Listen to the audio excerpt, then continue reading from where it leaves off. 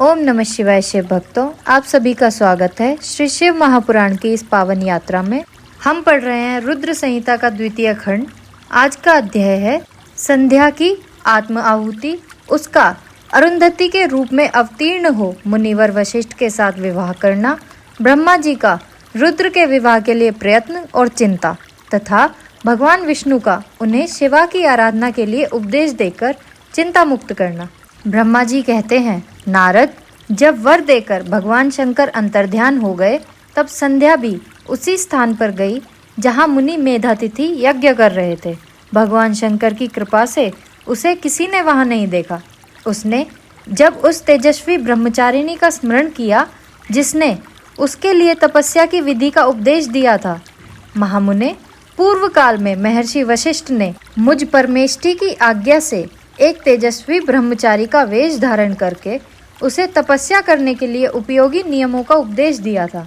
संध्या अपने को तपस्या का उपदेश देने वाले उन्हीं ब्रह्मचारी ब्राह्मण को पति रूप से मन में रखकर उस महायज्ञ में प्रज्वलित अग्नि के समीप गई। उस समय भगवान शंकर की कृपा से मुनियों ने उसे नहीं देखा। ब्रह्मा जी की वह पुत्री बड़े हर्ष के साथ उस अग्नि में प्रविष्ट हो गई। उसका शरीर तत्काल दग्ध हो गया। उस पुरोडाश की अलक्षित गंध सब और फैल गई। अग्नि ने भगवान शंकर की आज्ञा से उसके स्वर्ण जैसे शरीर को जलाकर शुद्ध करके पुनः सूर्य मंडल में पहुंचा दिया। तब सूर्य ने पितरों और देवताओं की तृप्ति के लिए उसे 2 भागों में विभक्त करके अपने रथ में स्थापित कर दिया।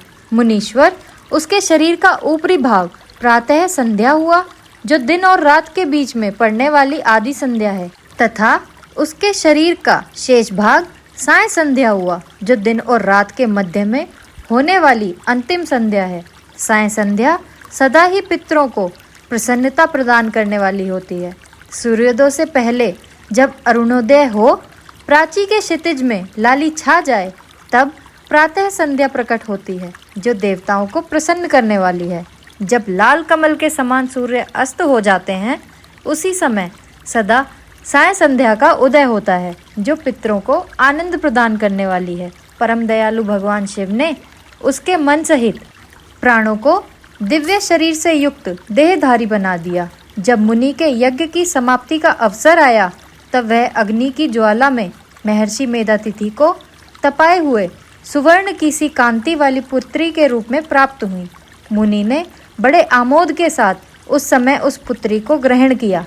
मुने उन्होंने यज्ञ के लिए उसे नहलाकर अपनी गोद में बिठा लिया। शिष्यों से घिरे हुए महामुनि मेधातिथि को वहाँ बड़ा आनंद प्राप्त हुआ। उन्होंने उसका नाम अरुंधति रखा। वह किसी भी कारण से धर्म का अवरोध नहीं करती थी, अतः उसी गुण के कारण उसने स्वयं यह त्रिभुवन विख्यात नाम प्राप्त किया।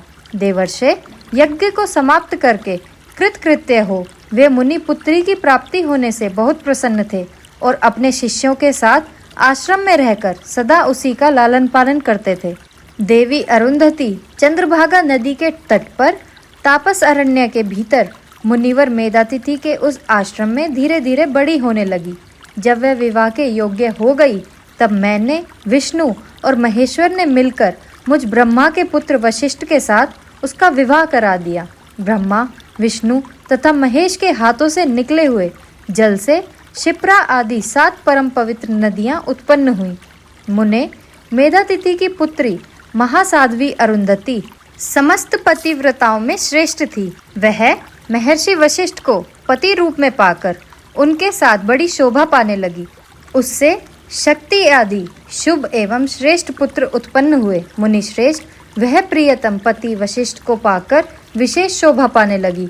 मुने शिरोमणे, इसी प्रकार मैंने तुम्हारे समक्ष संध्या के पवित्र चरित्र का वर्णन किया है, जो समस्त कामनाओं के फलों को देने वाला, परम पावन और दिव्य है।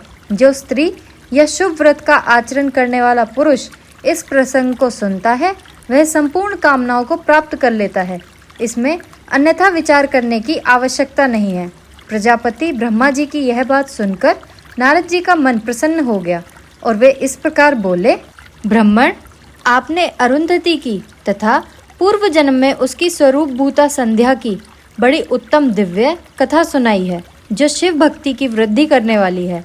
धर्मज्ञ, अब आप भगवान शिव के उस परम पवित्र चरित्र का वर्णन कीजिए जो दूसरों के पापों का विनाश करने वाला, उत्तम एवं मंगलदायक है। जब कामदेव रति से विवाह करके हर्षपूर्वक चला गया, दक्ष आदि अन्य मुनि भी जब अपने अपने स्थान को पधारे और जब संध्या तपस्या करने चली गई, उसके बाद वहाँ क्या हुआ। हमारे अध्याय का पहला भाग यहीं समाप्त होता है। कल हम पढ़ेंगे ब्रह्मा जी की चिंता तथा विष्णु द्वारा उसका समाधान। चैनल को लाइक और सब्सक्राइब करना ना भूलें, इससे हमें इस ज्ञान को दूसरों तक पहुंचाने में मदद मिलती है। हर हर महादेव।